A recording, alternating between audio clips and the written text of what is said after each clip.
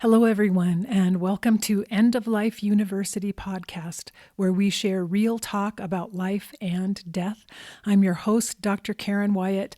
Thank you so much for joining me here today for episode number 281.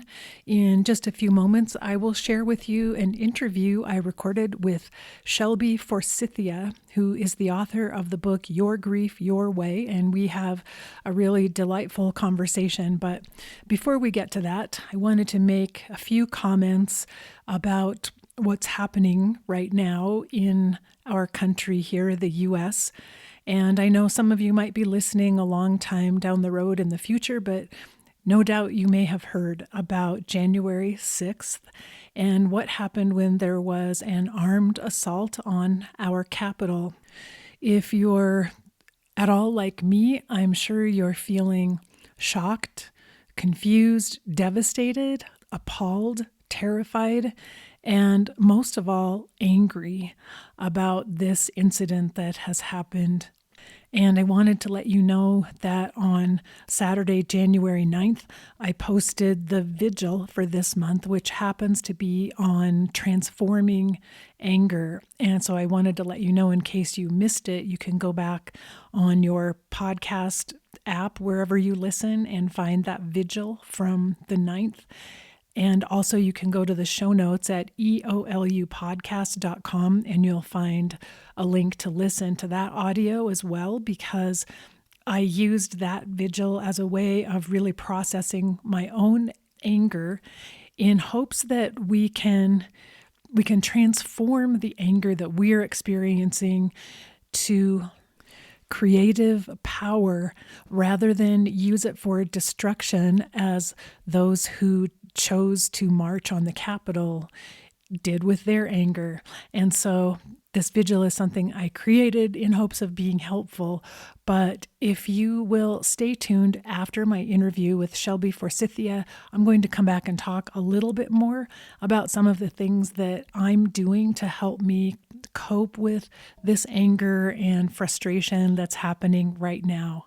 So this will be a little bit longer podcast than usual, but come back after the interview and we'll talk a little more about anger. So right now, I'd like to get into this discussion about Your Grief, Your Way with Shelby Forsythia. So here we go. Today, I am so happy to welcome my guest, Shelby Forsythia.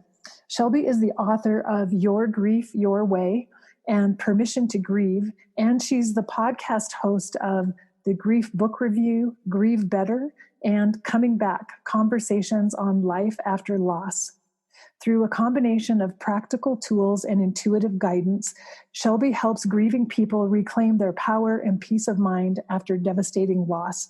Her work has been featured on Huffington Post, Bustle, and the Oprah magazine, and you can learn more about her work and what she has to offer at her website, shelbyforsythia.com, and I'll leave a link for it in the show notes for the podcast, so you can also look it up there. Shelby, thank you so much for joining me today. Thank you so much for having me on. I've been really excited. I mentioned to you before we started recording that I've been reading your book for the last week now. And so I can't wait to just talk about that, what that's meant for me. But so I've been excited all week long knowing that you and I were going to have a conversation today. But I was hoping you would tell us a little bit about your own story and what brought you to do this work focusing on grief, especially at such a young age, really, to be talking about and working with grief. Yeah, people are always surprised when I tell them my age. I'm like, why? What age do you think I am? I've gotten everything from early to mid 30s. People try not to go too high, but they also go way higher than they need to. So I'm 28 right now, and the big loss that got me into grief work, or got me exploring even the remote possibility of grief work, is the loss of my mom when I was 21. And she died very suddenly after about a year and a half or so of having breast cancer, receiving treatment for it, having surgeries, and then actually being declared cancer-free in January of 2013.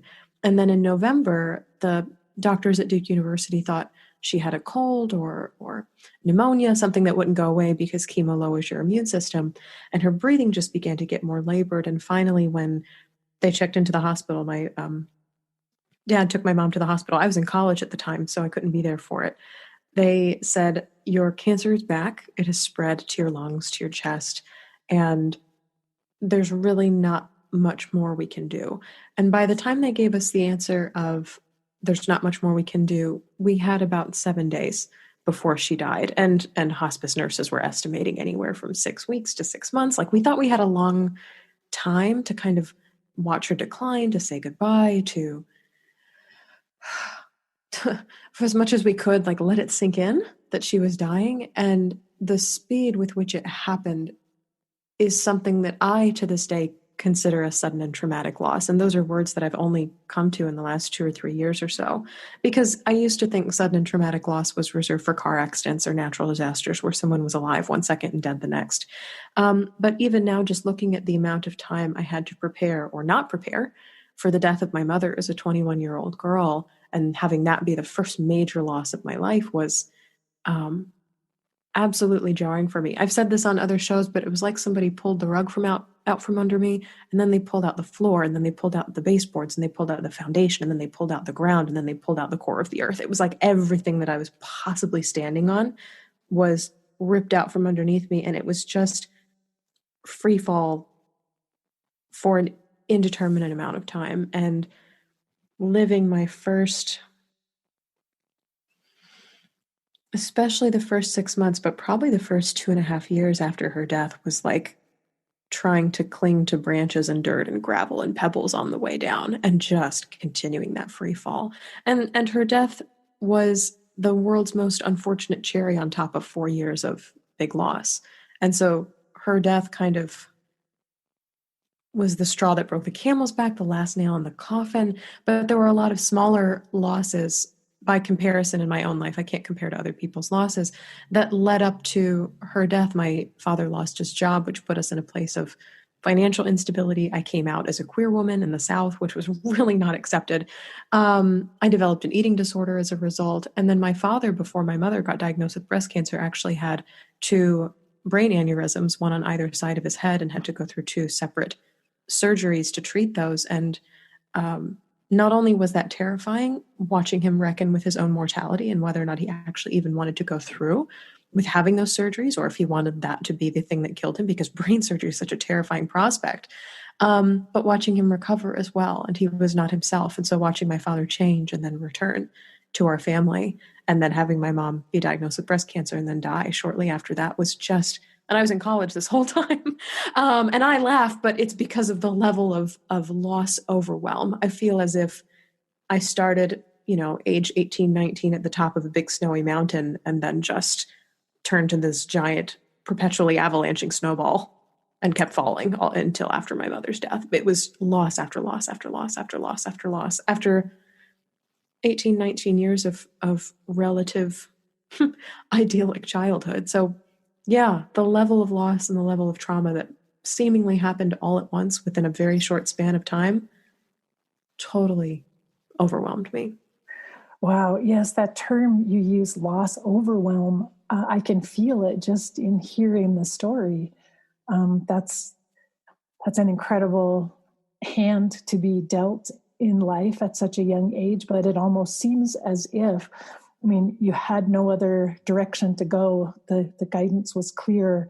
You are meant to deal with grief. You are meant to experience it and learn about it and help other people with it. That's how I would look at it now in retrospect, of course, but it just seems like your path was laid out for you through those terrible years and that experience of such pain. Yeah, I'll agree with you there, and also give it the asterisk / caveat of, like, the meaning came way later. At the time that it happened, I was like, I am not grateful for this. This is not making me a better person. I hate everything, and I would do anything, even to this day, to have my mom alive and back on the planet. And simultaneously, it is also true that everything that I went through forced me to look at myself, but also the inevitable occurrence of loss in a very, very up close and personal and new way. And in doing that and studying loss and grief for myself and trying to heal thyself, and trying to heal myself, I started sharing these things I was learning with other people. And people said, I've never heard anybody talk about grief this way. I've never heard anybody talk about life after death this way. Can you share more? And so my own personal study eventually turned into what you see and what your listeners will see now when they look at me and my work is just what has come as a result of what I lovingly refer to as the 4 years of hell, plus a request from others that I also share what I'm learning. So it's very much a collaborative experience, or at least it feels that way. Mm. And you make such a good point. I was thinking about that a few weeks ago, that grief is something we cannot never really understand or interpret or even describe when we're in the middle of it, in the midst of it. It's only something we can look back on later in time and begin to discover some sort of meaning within it or make some sort of sense within it, even though it never totally makes sense, but we can begin to find little threads of meaning within it later when we look back.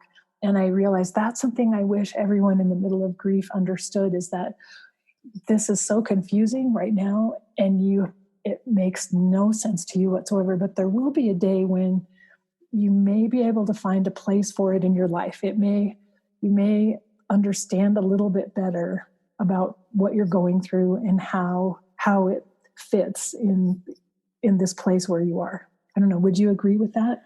Yeah, I'm smiling as you say that, because I recently listened to an interview on Brene Brown's podcast, Unlocking Us, where she talked to David Kessler, who wrote the book Finding Meaning, the sixth stage of grief. And he adds a sixth stage to Elizabeth Kubler-Ross's classic, quote unquote, traditional 5 stages, which even she wrote in her lifetime are more like buckets as opposed to linear stages. But making meaning is something that comes later.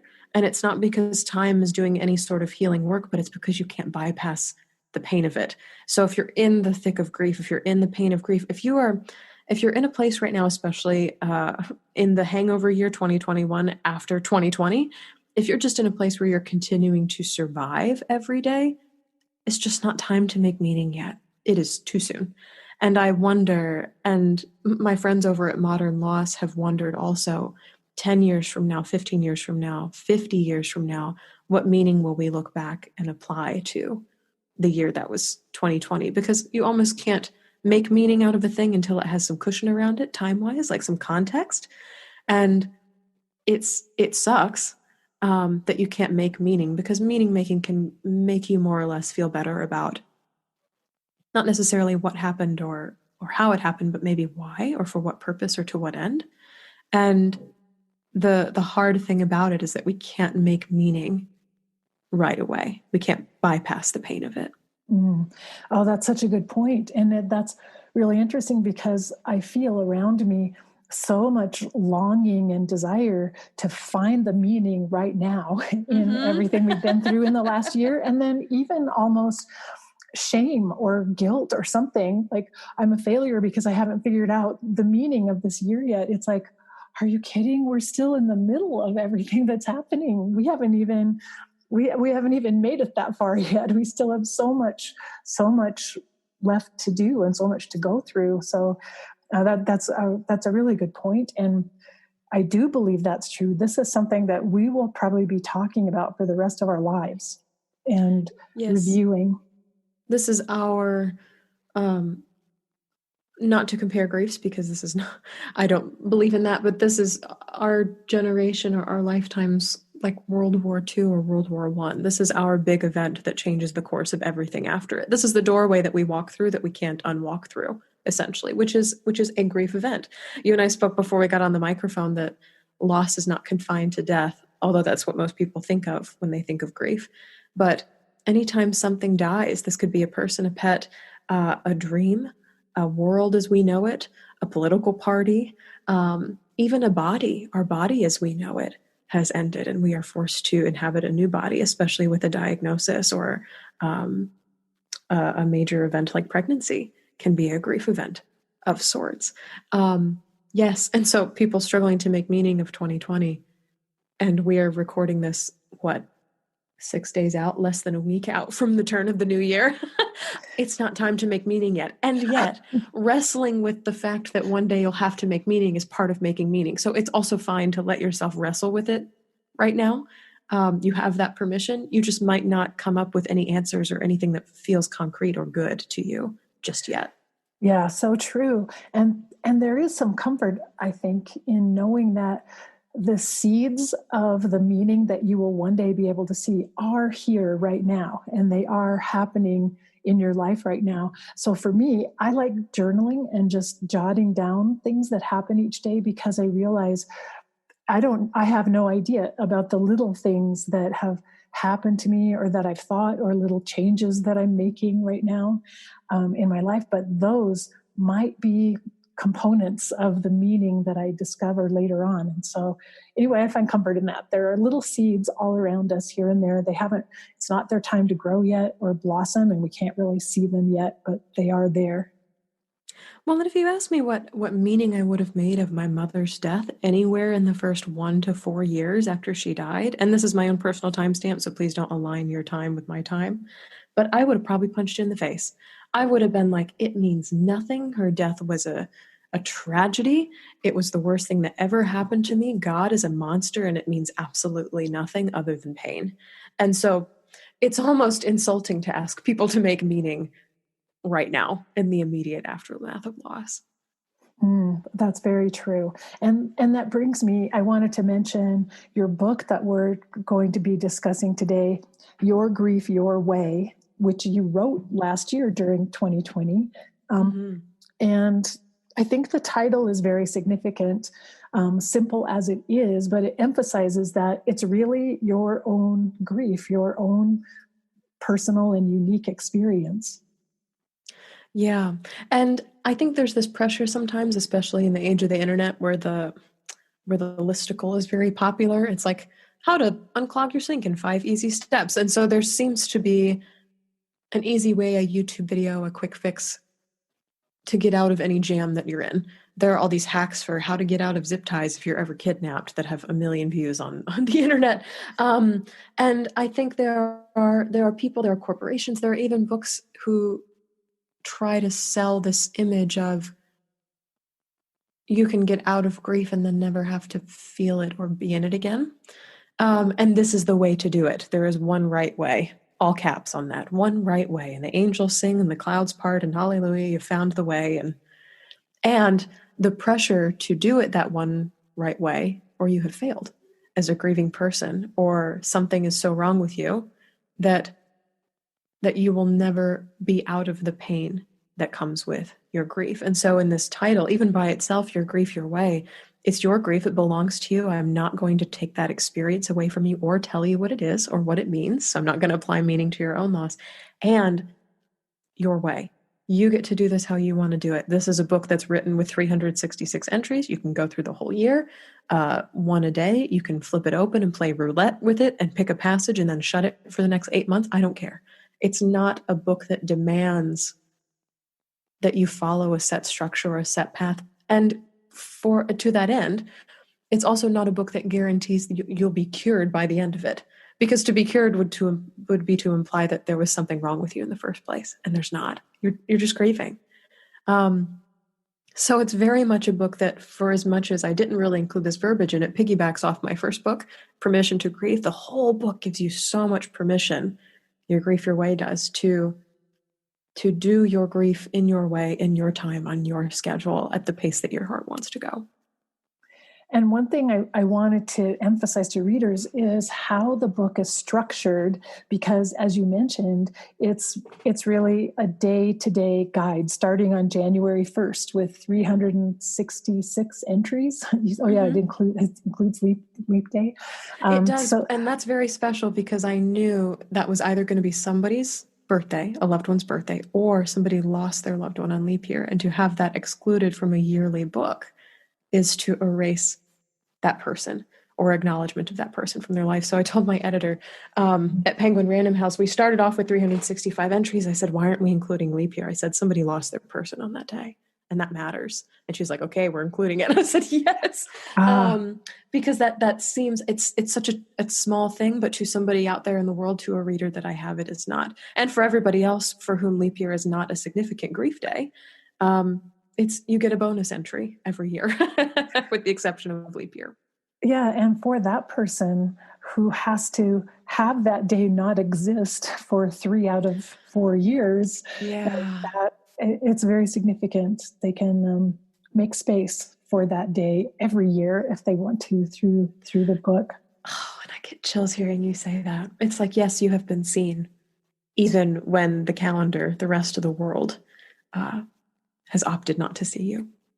Yes. And the other thing I wanted to emphasize about these daily passages is that they're brief. And I remember so well, I was young too. I was 34 when my father died suddenly by suicide. So I went through that similar type of very sudden, unexpected loss as you were talking about. And there's absolutely no way I could have read a book, an entire book at that Yeah. time in my grief. And this is something I hear from a lot of grieving people and was true for me as well. Probably, and this was frustrating because my parents' wish for me after my mom's death, my mom expressed it before her death and my dad repeated it after she died, was that I finish college. I was in my senior semester when she died. We were on winter break, because she died the day after Christmas. And so my parents' wish was that I go back to school. And I was doing 15, 18 hours worth of coursework. I was doing an honors thesis. I was doing a major thesis. I was doing so many different things all at once. And every time I looked at words on the page, I was like, what is this? I know their words. I know them. But to put them all together and make sense of them and to focus on them for long periods of time was just, I'll tell you, don't tell any of my professors, but I skimmed a lot in that last semester of college because I just could not get my brain to stop playing the tape of my mom is dead, my mom is dead, my mom is dead, my mom is dead. And so everything else had to be louder than that in order for me to even see it at all. And so words on a page, especially if they were for some course I didn't care about, was like way low priority, bottom of the list. And so in writing Your Grief Your Way, I really attempted to make it something that even I could have digested in those first 6 months to a year after my mom died. And so every entry, it's probably about 200 to 300 words or so, a nice paragraph. And even then, some of them they're broken up by quotes, they're broken up by exercises. And they start with quotes. January 1st is a quote, January 2nd is an exercise, and they're sistered that way through the remainder of the book, kind of even odd, but it's not even odd numbers, it's even and odd entries. And so at the top of each page, you have 2 entries per page. You'll have a quote and a little bit of commentary about the quote, a truth about grief or something I've observed when working with clients. And then at the bottom of each page, the alternate entry, you'll also have an exercise or something practical that you can actually complete in your day-to-day life that may bring you some kind of comfort or reassurance in your grief. And they're all paired that way from the beginning of the book to the end. And I love that so much because, first of all, they're simple, so they're easy to read, and the message of each one of the passages is very clear to read. So even when you're in a state of, I felt like I was in shock and confusion in some ways, but these messages come through loud and clear. And then the exercises are also simple. They're easy things to do. It's not something that would require a huge amount of energy or time, just something simple that you can do that kind of shifts your energy or shifts your view of things in the moment. And by pairing them the way you have, it seems like, because there are days when what you really need is an inspirational quote, and other days when you just need somebody to suggest something you could do. And so anyway, I love it that you've provided plenty of each so people can figure out what they need each day and read what matches those needs. And this was a really fun thing to do in the writing of this book. This was more or less, I got to be one of a handful of guinea pigs with Penguin Random House, essentially testing how fast can we publish a book. So I signed the contract for this book in January of 2020, and the book was published by September, which is very abnormal. Most books take anywhere from 2 to 3 years from the day you sign the contract to the day it gets out on the bookshelf. And 2 months after we signed the contract, COVID hit. And so I was writing this book. I had all my words due by the beginning of May, in the beginning of what soon became, because it was emerging at the time, a pandemic, a global epidemic.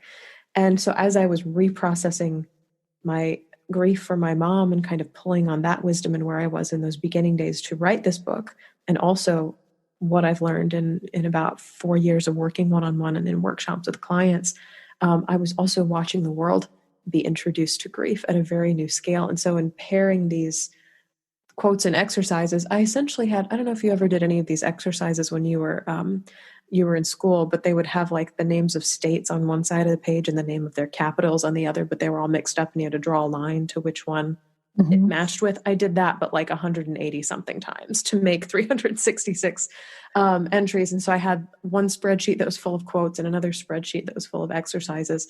And I would match kind of these inspiring quotes with an exercise that would correspond to it. And so if you do read it all the way through, you don't have to, but if you do read it all the way through, day by day, you'll find that every other entry is a reflection of the one that came before it. So for every inspiring quote, there's a corresponding exercise. And it was just wild to be pairing those up, to be working on them, to be studying them, even to be discovering them, because I did a lot of searching to find the quotes that were in this book. There's quotes from celebrities and other grief experts and ordinary people and fellow authors, and a lot of different perspectives featured in this book. There's no one right way to grieve, and so there's no one right authority on grief either, even me.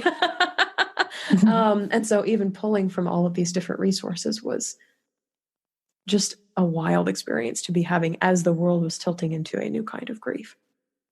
It almost sounds like the world was showing you what it needed every day. Also, I mean, you were able to just look at the world and feel the enormous grief. And as you mentioned, for a lot of people, it was the first time they've been experiencing this type of grief and loss to this scale, a worldwide scale. I mean, for all of us, the worldwide aspect of it, the collective grief, is something brand new. To know that our whole planet is going through this experience at the same time.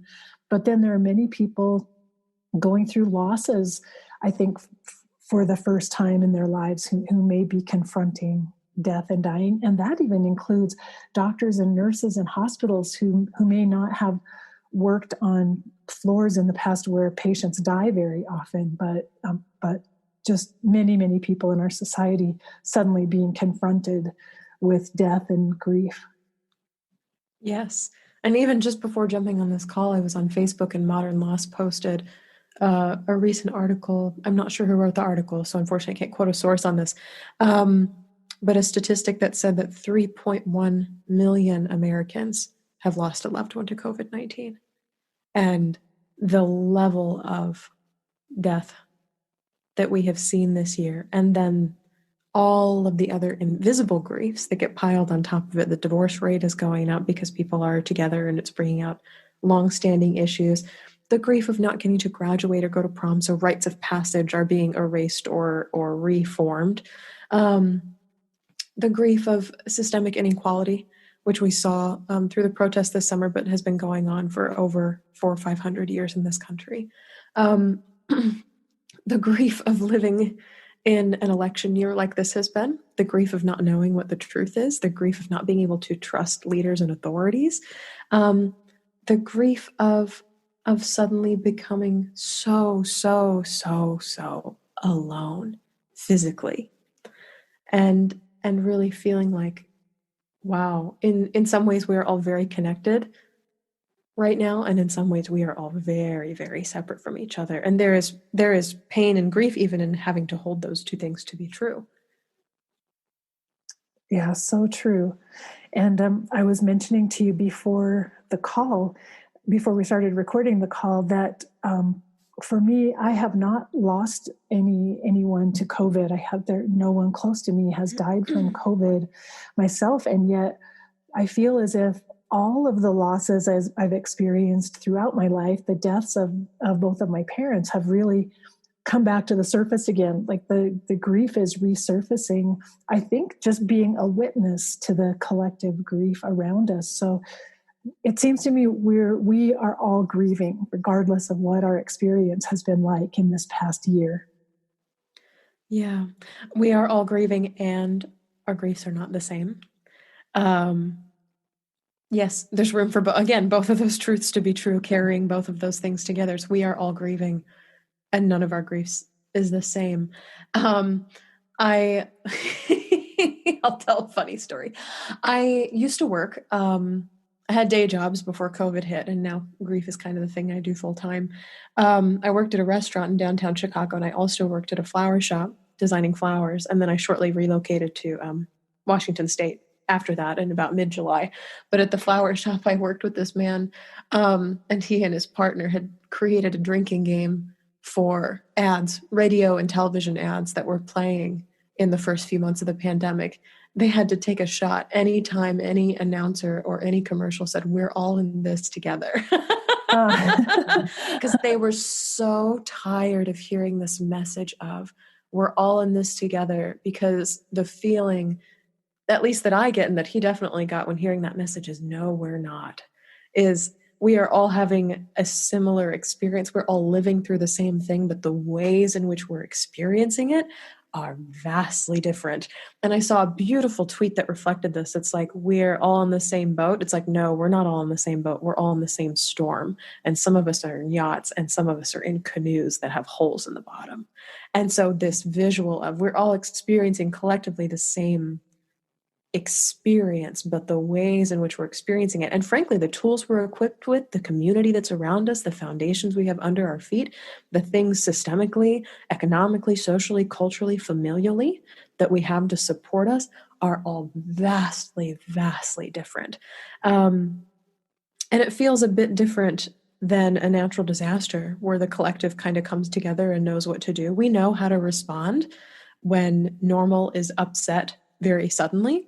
But what do we do when our idea of normal is upset very suddenly and then continues to change? How do we continue responding to it? A, without burning ourselves out, and B, without unconsciously hurting other people in the process, because we don't know whether or not what we're doing actually helps.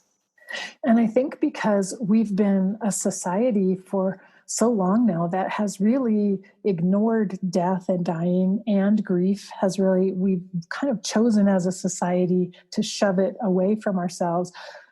Most of us are not very equipped to deal with it. And so I think you're exactly right. We don't really know what to do. And we don't really have the tools we wish we had to help ourselves or to help other people right now.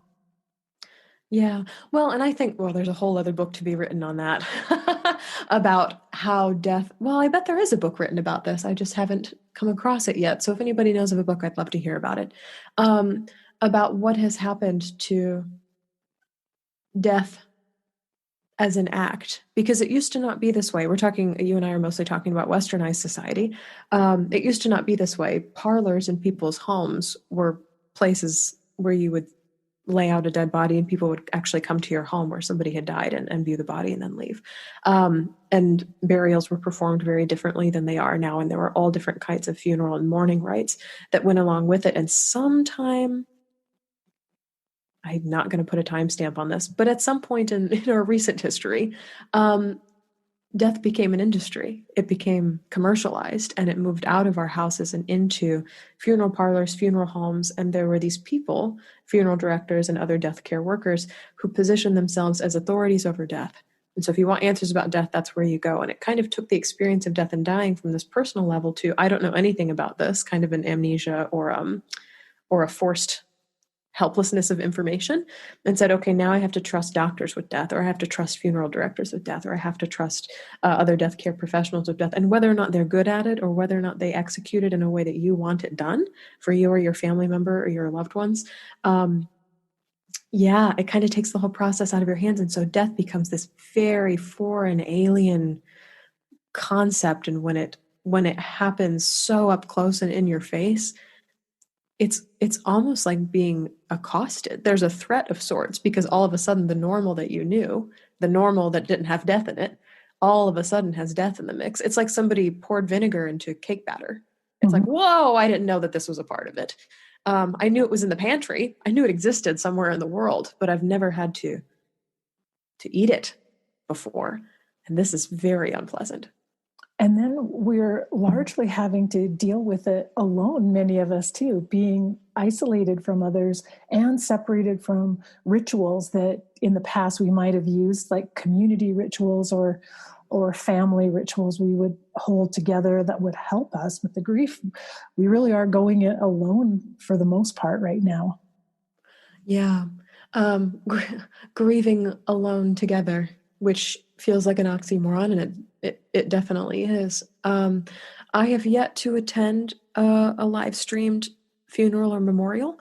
I have lost people I've loved this year, and it feels so inadequate, even as a grief professional, to be like, the best thing I can do is send a card or call. It doesn't feel like enough in quote unquote normal times, and it really doesn't feel like enough this year. Yes. And so just acknowledging that as an additional grief is we have lost community mourning and everything that is, and the rituals that signifies for us. Something I love to see is people noting in obituaries that memorial will be held in person at a later date. Because oftentimes the ritual or the act of showing up in person, of seeing not necessarily a person's body because you can't always preserve it for that long, but seeing kind of a physical marker of they have died is really helpful in helping our brains and even our hearts process that this is an ending, and what happens after this day is inclusive of knowing that this is an ending. Whereas right now, with everything being done digitally or not at all, there's kind of this suspension of an ending. It's like we haven't been offered, not closure. I'm not going to use that word because I hate using that in my work, because I don't know that there's such a thing as closure, but we are not given the opportunity to more or less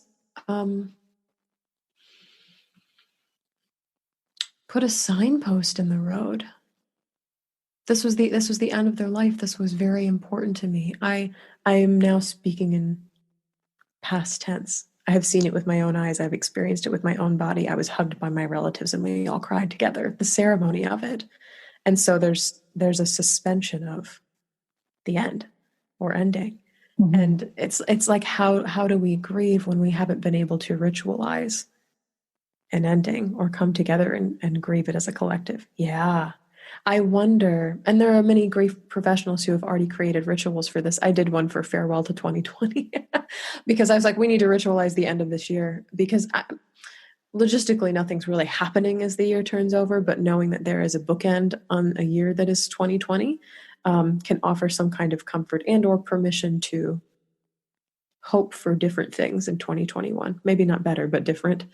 And having permission for a bookend to even exist on this year has been very vital to a lot of people. So even the turning of a year, it's like, we're not hopeful because things are going to miraculously change, but we're hopeful because we don't have to endure that same shit unendingly. Yeah. And I wanted to say, Shelby, I think your book, I'll say the title again, Your Grief, Your Way, is really helpful right now because of the fact that you've included a lot of exercises, including little rituals and suggestions for things that people can do. So I started reading the book on January 1st so that I could read it each day and go through it. And I'm finding it to be really helpful to me, because in those moments when you feel like, I wish I could do something, you have some really great suggestions. And one that I read ahead, because this was from a different month, but I read ahead. And one thing I loved is you talked about adding the phrase while grieving to when you're looking back at what you did during the day, like, oh, I went grocery shopping and prepared a beautiful dinner while grieving. I love that. I love the idea of reminding ourselves that, yes, I'm grieving and I'm going about my life, and it may seem harder to do, and I may feel at times like I'm not functioning as well as I wish, but this is happening while I'm grieving. And it's kind of amazing that I'm able to do what I do. So I don't know, where did you get the inspiration for that? Oh, that one came from my own life. A little bit is something I teach in an online course called Life After Loss Academy, which is a 12-week program where I guide grieving people to more or less enter into a long-term relationship with their grief and figure out ways to live with it for the long run, because we grieve forever. It just doesn't look the same across our lifetimes. But it came from my own life because there was this intense frustration I had, especially finishing that final semester of college, of remembering the person I was before my mom died. I woke up early, I was productive, I could focus, I attended meetings, I was in extracurriculars, I was doing all these things, and I felt so capable and in control of myself.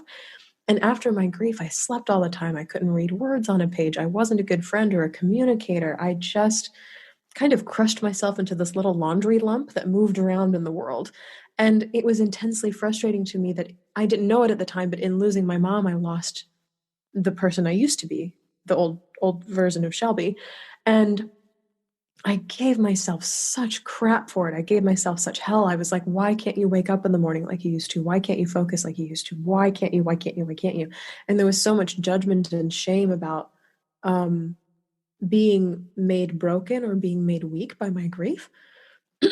and and God, I told myself these horrific stories about the person I'd become, and that there was no way out, and it was permanent, and I was damaged forever because of what had happened to me with the death of my mom. And um, I was writing one day or journaling one day, and just, I don't know, this prepositional phrase, while grieving, came onto the page. I was like, okay, what if this was happening? What if I was doing all this with the added weight of grief? What if I was going to an extracurricular meeting while grieving? What if I wasn't just going to class anymore? I just went to class before my mom died. Now I'm going to class while grieving, and giving yourself that cushion, that space, that room to also be constantly carrying around the experience of grief. I'm carpooling my kids while grieving. I'm on the phone with my sister while grieving. I'm trying to make dinner for my family while grieving. I'm walking the dog while grieving.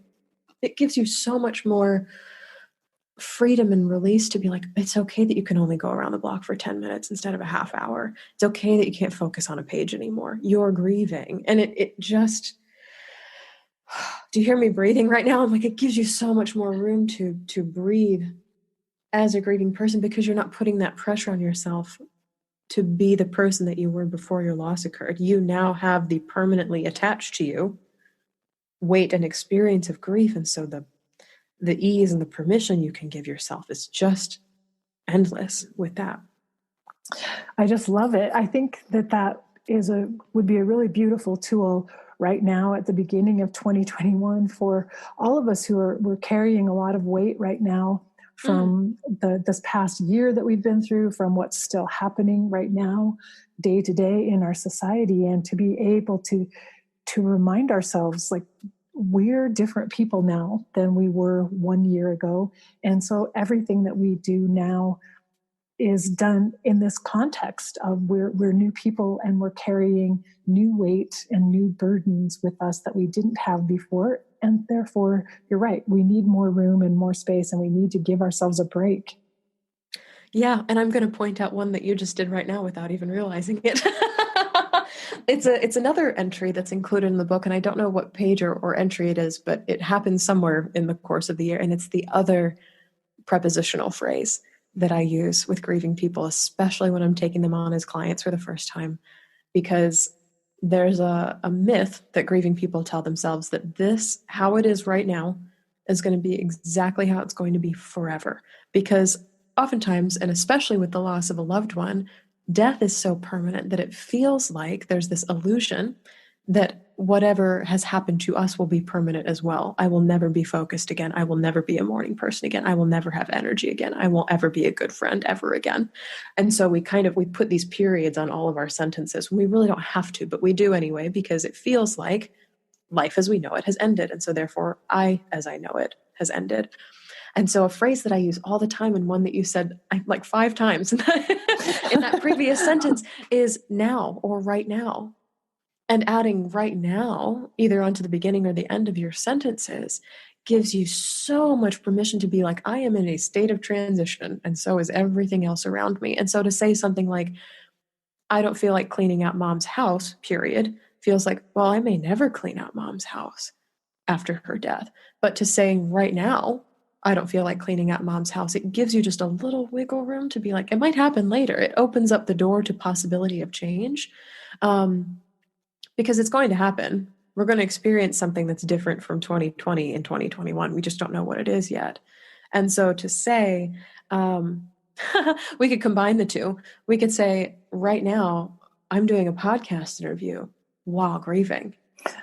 And it gives you so much space and permission to be like, this is how it is today. This is my reality right now for this moment in the time being as we are, or in the year that's 2021. You can choose whatever prepositional phrase you want to use. I use right now and for the time being quite a bit. And then also add while grieving. And so it acknowledges that it's not going to always be this way, but right now, the circumstances right now, while grieving. And so it gives you the grace and the truth of knowing that that's the weight you're carrying in this moment, and that just because it is a moment, it is subject to change. It will look different than this. The future might include more pain, but it also might include less. And the focus doesn't always have to be pain either. It could be more joy, more rest, less rest. It could be different things are always coming your way. We are always in a state of right now. And it's also a mindfulness tool. So there's a lot happening with these prepositional phrases. I love grammar. It's Yeah. such a lovely way to free ourselves. Oh, I love it too. And I know I read in the book, you mentioned that the story of our grief needs to be told over and over again. And I think that's also really important for us to remember, because at least I remember feeling guilty at a certain point. Like I can't mention my mom's death one more time to another person because nobody wants to hear this. I've talked about it before already. And I remember feeling a little bit of guilt about that. But you give so much permission that it's so important to be able to tell the story.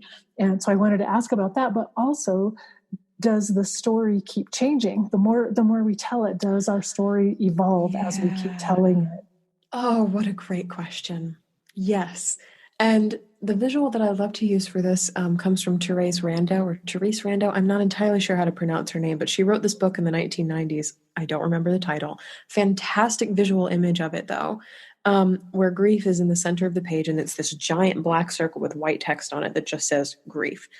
And the myth that westernized society likes to tell is that over time, time heals all, hate this, your grief will get smaller and smaller and smaller and smaller until eventually it doesn't exist anymore. So the little black ball shrinks.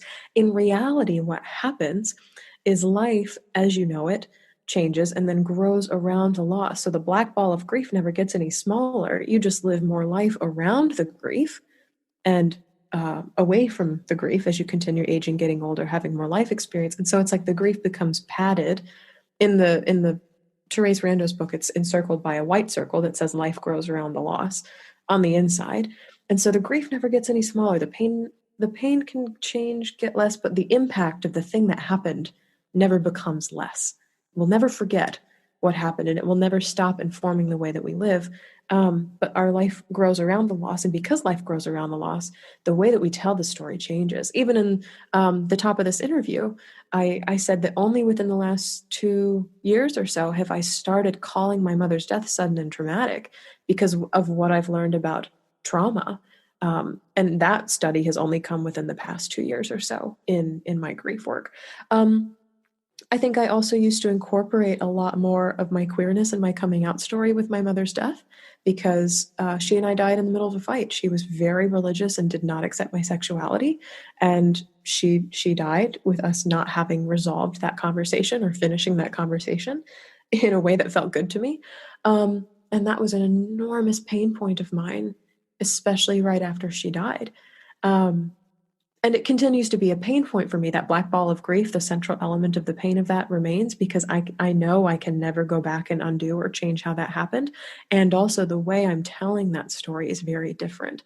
Growing into an older young woman myself, getting closer to her age when she had me as a child, and even talking to her sisters, talking to my sisters, getting more information about the person she was before she died, I'm comprehending as a mother, even talking to mothers, because I'm not a mother myself, she feared with every single thing in her that her baby, the child that she gave birth to, was going to burn in hell forever. And she was fighting tooth and nail to save me from that fate.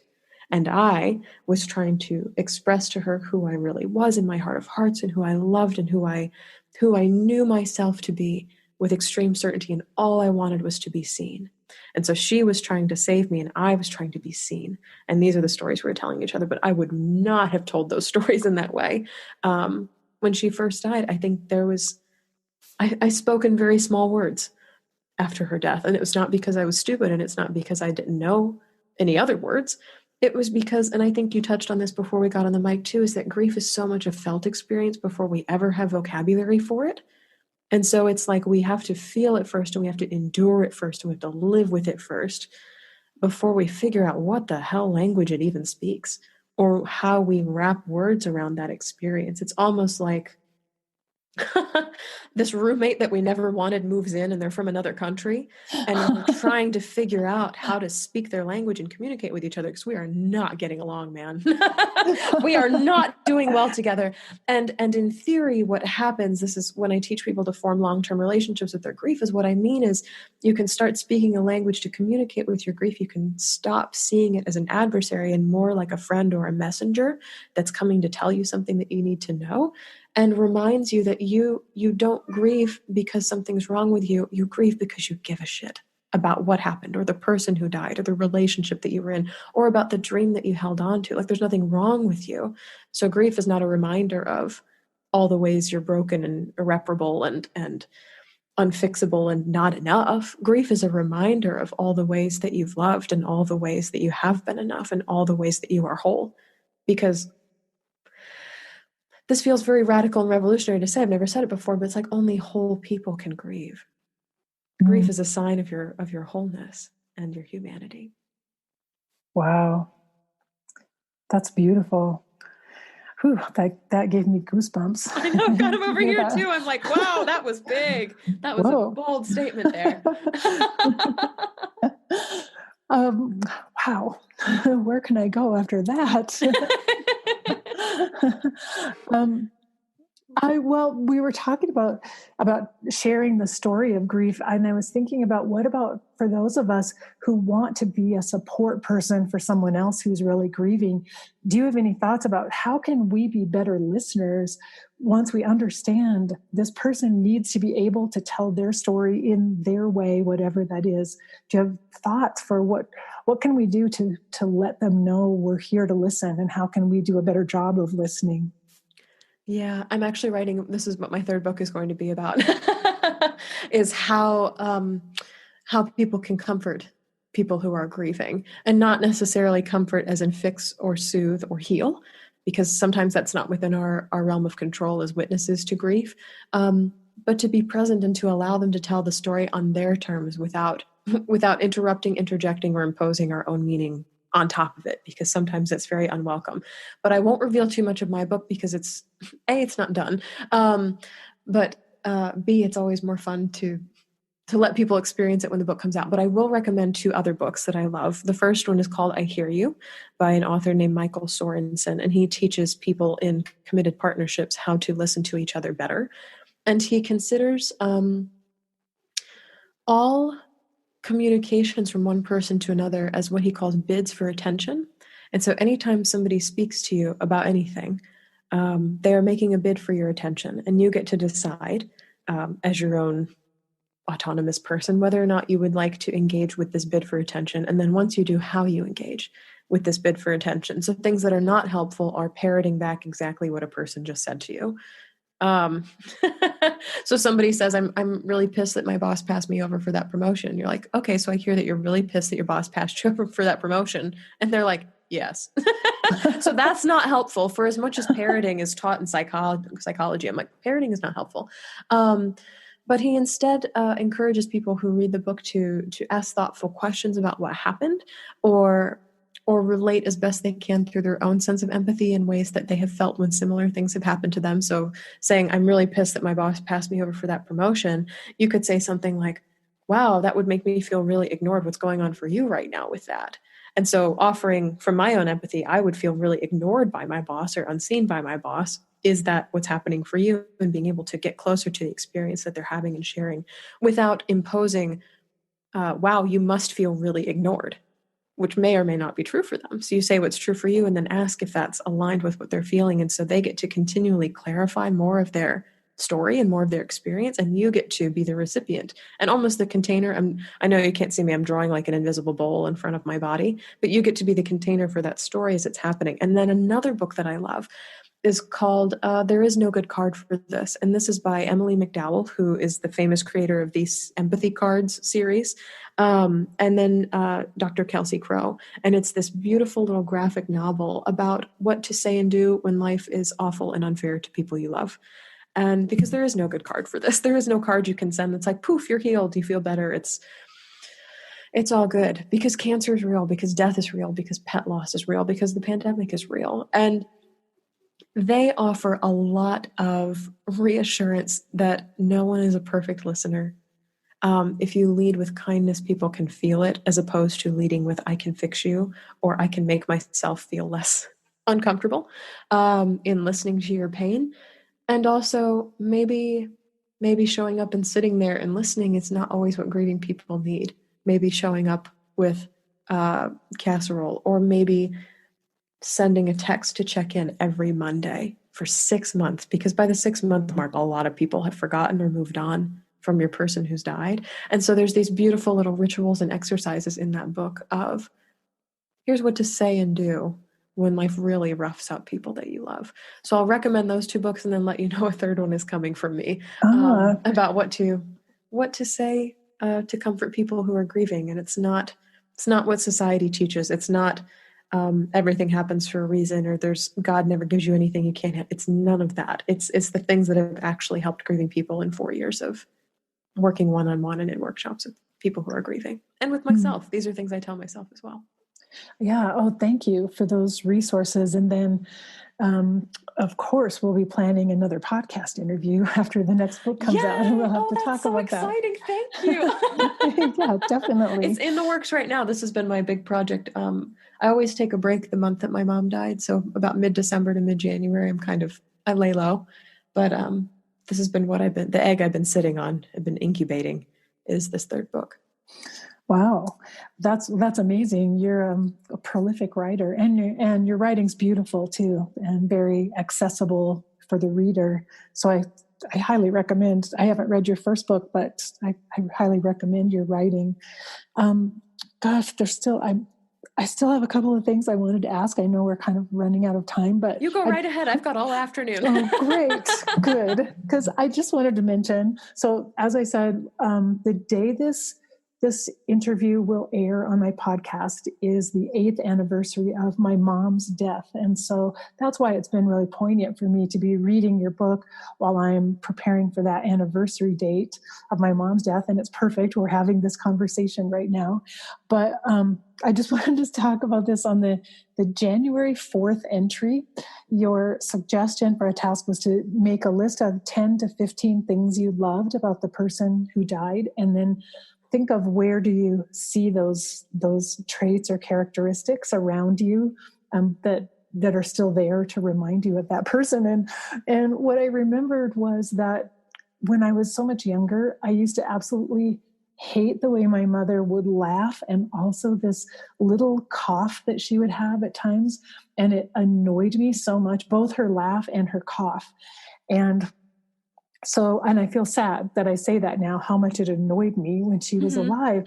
But I recognize I now have the very same laugh and the very same cough that my mom had. And I have to sit back and say, aha, you see, she's with me all along. And now I feel it's so endearing now. Now I feel like, oh gosh, I love it so much. And I love it that even though my worst nightmare before would be to be like my mom in those ways, now I cherish it and love it, that without even trying to, I'm carrying on her memory within myself. So I just wanted to mention that. I love that suggestion.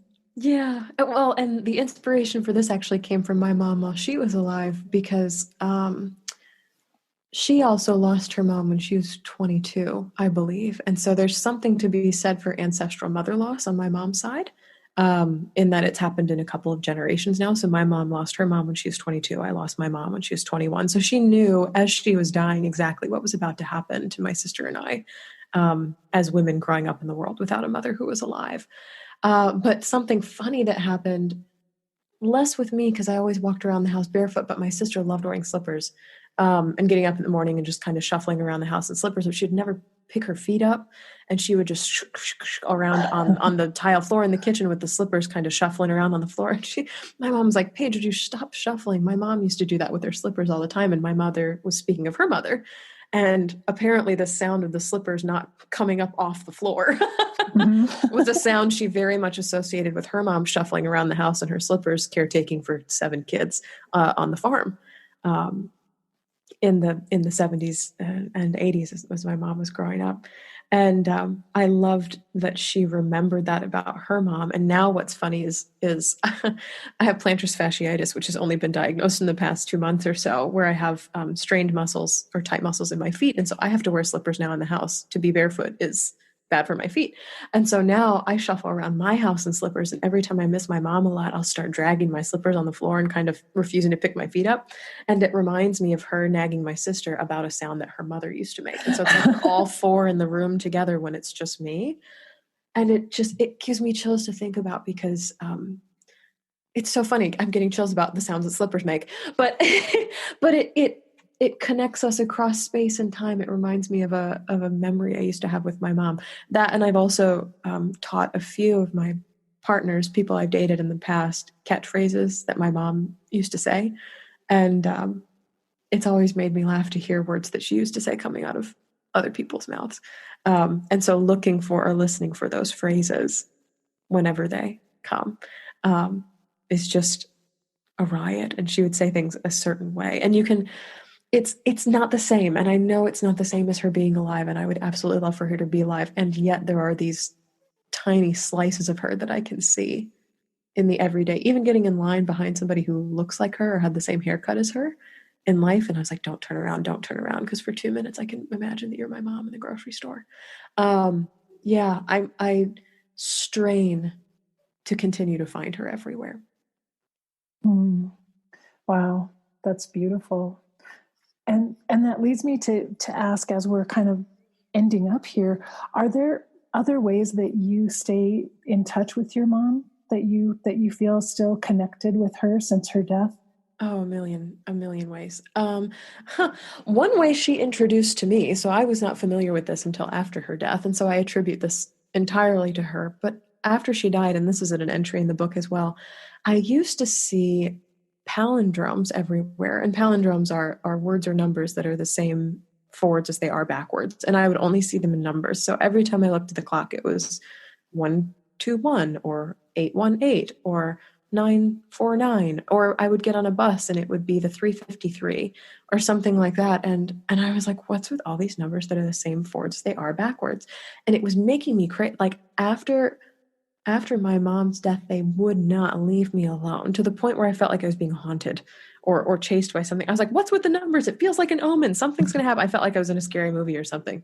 But it was just numbers. But it felt very spooky to me. And finally, after probably months of Googling, I stumbled across this website that talked about afterlife communications with people who are still living, and sometimes numbers can be a symbol of that. People attribute a lot to 1111, the Make-A-Wish number, and their loved ones are 1111, or seeing the date that your loved one died or the time that your loved one died, or always waking up at the same time each night. The numbers are very significant when it comes to the loss of a loved one. And this website said, anytime that you see palindromes, it's probably a parent, because 2 of the few palindromes that exist in the English language are DAD and MOM.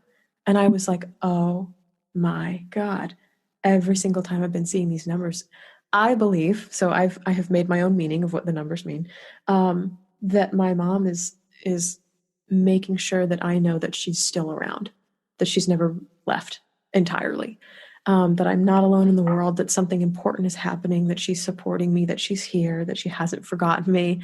All these other things that I think I was afraid of after she died. And it's amazing to me because I see them a lot. I see them less now than after she died, but I see them more around this time of year. My mom died the day after Christmas. So between about November and March, I see a lot of palindromes in the world. And I see them when I have to make really big decisions. So like when I relocated from Chicago to Washington State, which was a huge move in the middle of a pandemic, I was like, is this the right thing for me? Am I going in the right place? Is this where I need to be to do my work in the world? Like, what's going to happen? Saw them a lot when making those decisions. And then the other way she communicates with me, that my sister, two of my aunts, many of my other relatives, and almost all of my friends have now jumped on the bandwagon of, is finding pennies on the ground. My mom was a no amount of money is too small to be appreciated. And so she always picked up pennies when she saw them on the ground. And there was no such thing as bad luck either. Tails up, heads up, didn't matter. We were going to pick up the penny. And we had jars all over our house that had change in them. And she would just find this delight in feeling lucky in that moment. And so pennies have very much become a symbol of her. And when we were driving to the redwoods from San Francisco to scatter her ashes a year after she died, she wanted to see the redwoods before her death. She did not get to. And so I went through all the rigmarole to get a permit with the National Park Service to scatter her ashes in the redwood forest. And we took a trip up there as a family, me, my dad, my grandmother, my mom's two closest sisters, and then me and my sister. So a caravan of 7 of us drove up the Highway 1.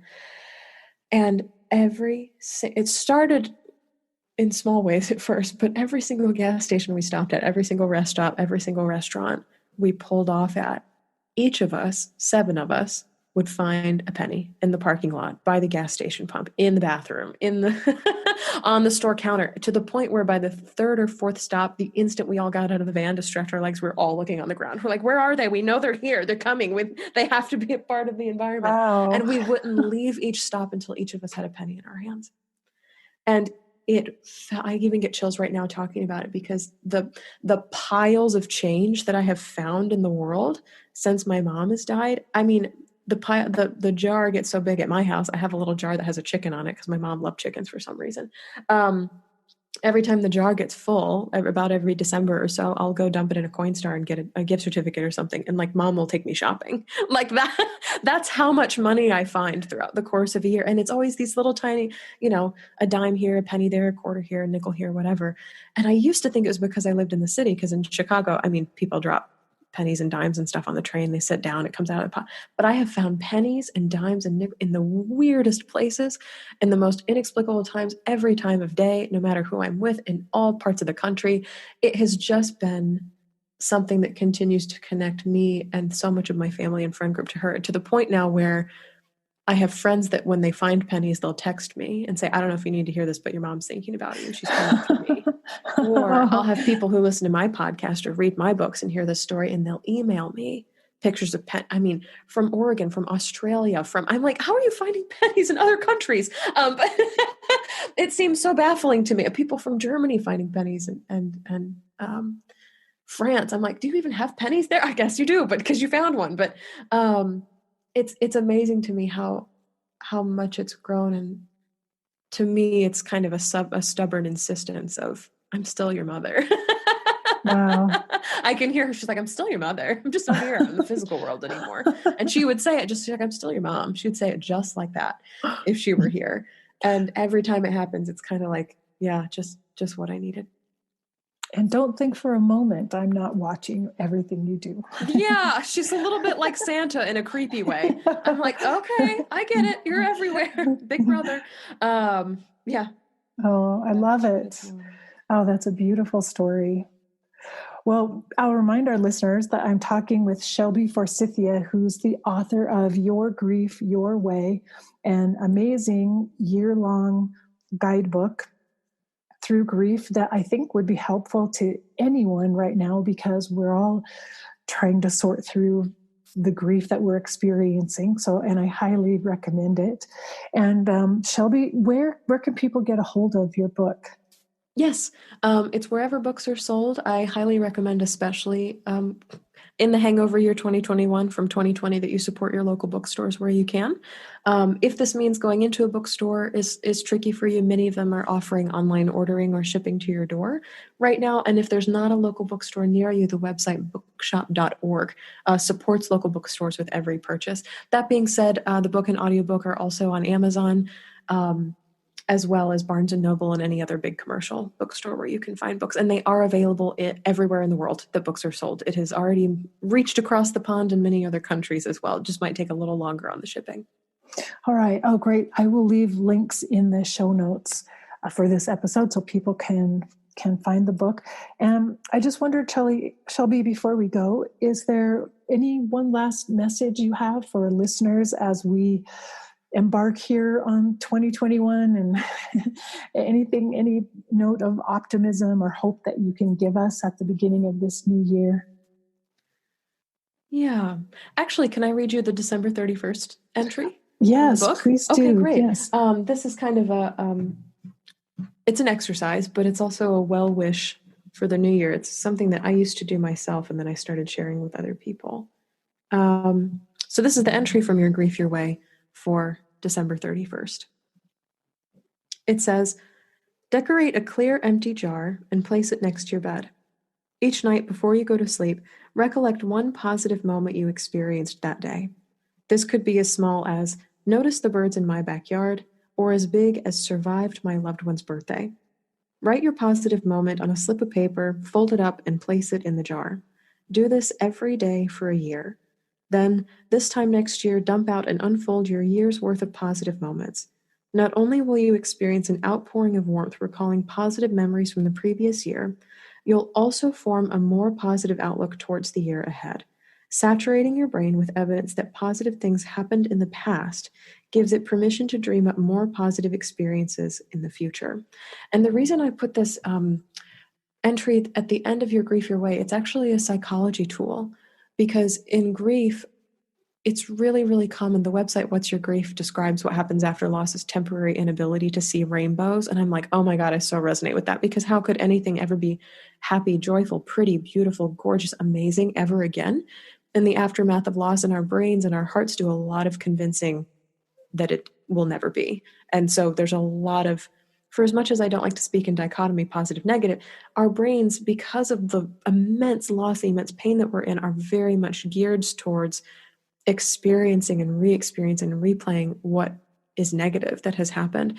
And what we fail to do sometimes, not really of our own fault, is we forget that there is also kind of a 1% of good happening too. And it may not be joyful and it may not be happy, but it could be positive, or it could be, look, the world is continuing on and it's not all bad.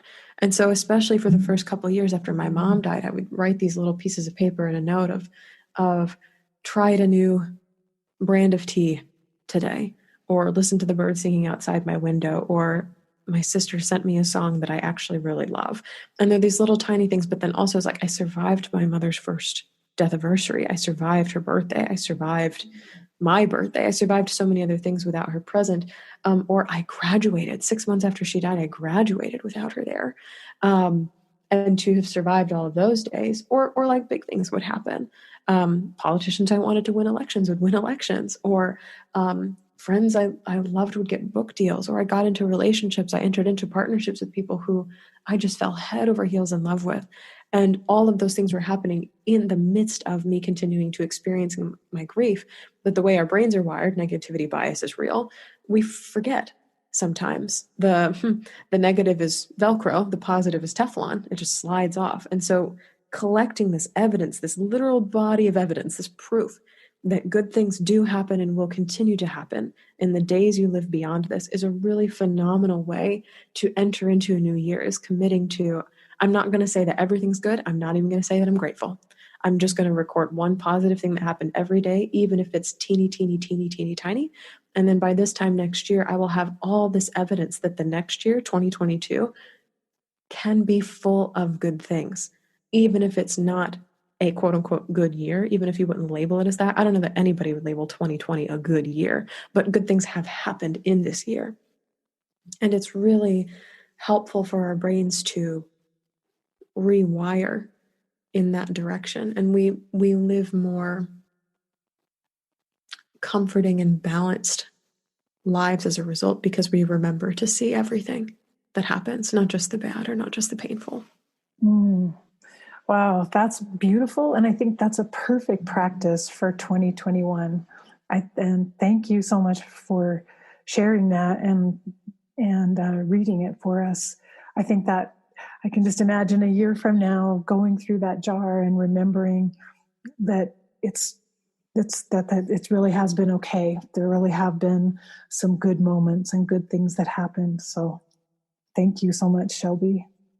Yes. And thank you so much, Karen. And thank you to everybody who's listening out there in the world. You're not alone. Karen and I are both proof that there is a whole world full of grievers with you as well. So true. Well, have a wonderful year, Shelby, until you let me know when the next book is done and we'll talk I again. surely will. That's so exciting. And thank you so much for hosting the show and for putting your book out in the world as well. All right. You're welcome. Bye-bye. Bye. I hope you enjoyed my interview with Shelby.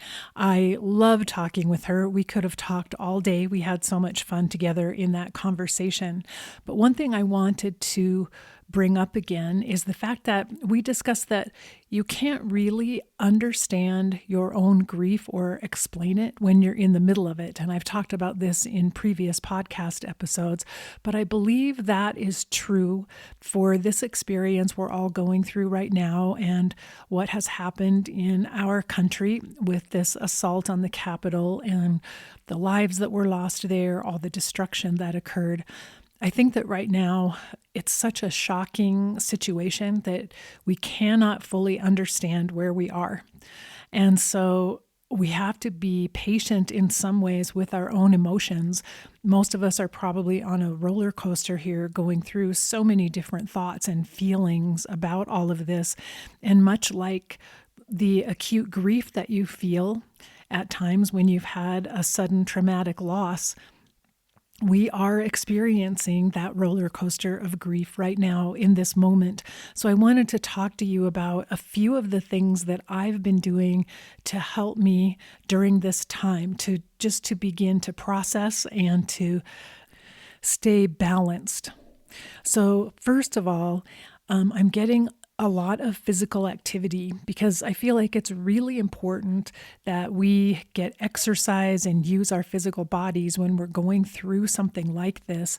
It helps us dissipate the adrenaline that gets secreted because of the trauma, the shock, and the assault on our nervous system. So any kind of physical exercise is helpful. Going out for a walk. I'm doing some strength training, which I'm really enjoying, and I'm doing it through a woman that I know who has some online teaching, and she teaches high intensity interval training, but these are all exercises that you can do at home without any equipment. And I signed up for a class with her last October, and I've been doing her exercises ever since. When you sign up, you get in a month's worth of home exercise that you can do, and it's fantastic. I've really been enjoying it. I combine it with walking, jogging, snowshoeing, other cardio activity that I do, but I just wanted to recommend that you get some form of exercise. I will link to Molly's Facebook page on the show notes for this episode at eolupodcast.com, episode 281. And so you can connect with her if you're interested. She primarily works with women who are interested in hiking. So she teaches you strength training for the core muscles, hip stabilizers, upper body, really the entire body, so that we can be fit and in shape for hiking. And I do some hiking, but that's not my primary focus in life, but I'm really enjoying the exercise. So I just wanted to suggest get some sort of physical activity more than you might usually do. I think that can be helpful right now. And we also need time to process our grief, because when such a traumatic event occurs, it brings up all of our previous grief and brings it right to the surface. So that's one reason I wanted to interview Shelby right now so we could put the word out about her book, because the second thing I'm doing right now is going through her book just one day at a time, reading each passage.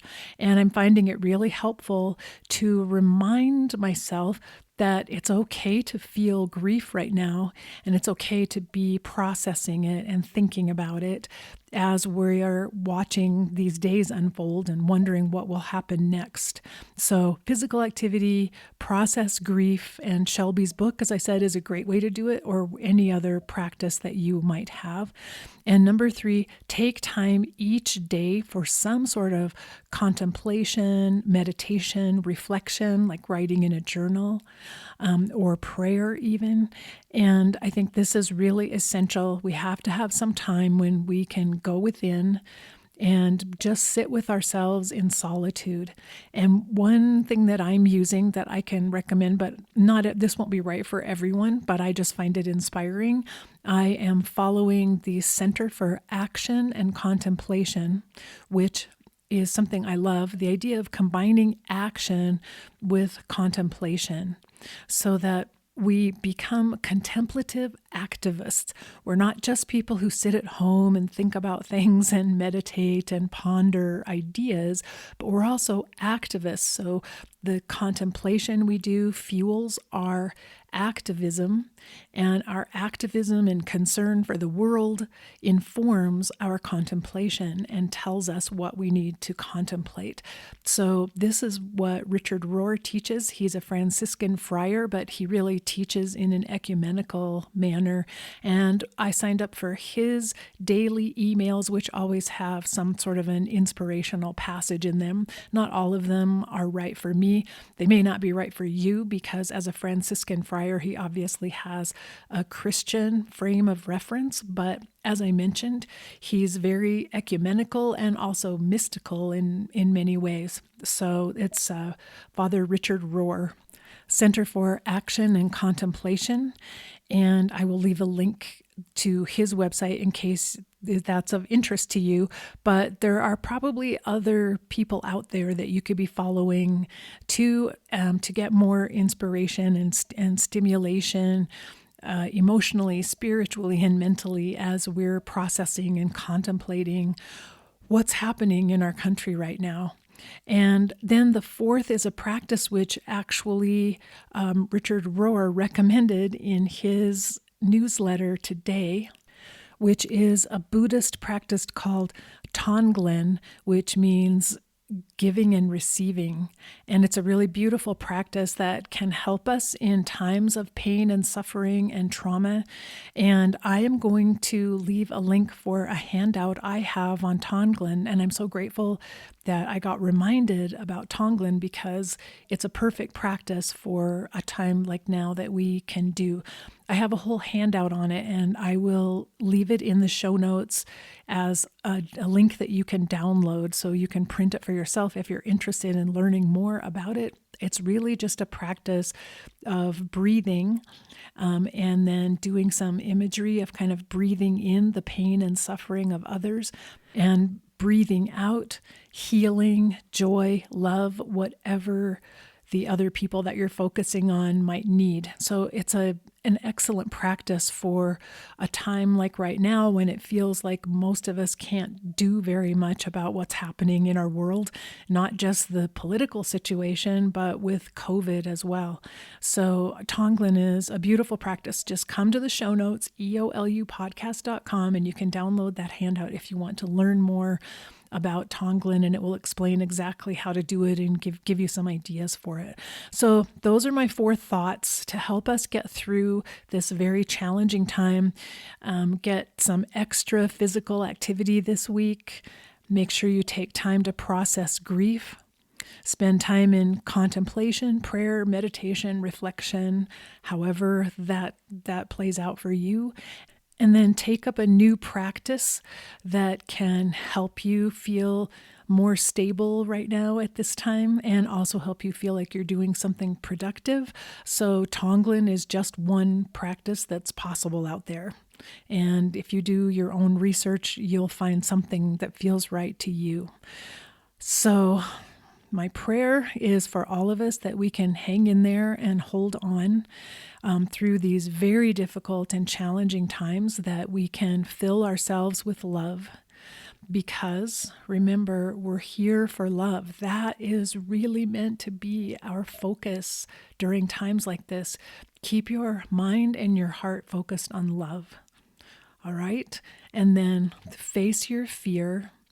Be ready for whatever happens next by keeping yourself in the best possible frame of mind that you can, by being in balance and having equanimity and resilience. And then love your life. Love each and every moment of this life that you're living right now during these stressful times. So I will see you in 1 week with the next podcast, and I'm sending you many blessings until then. Bye-bye.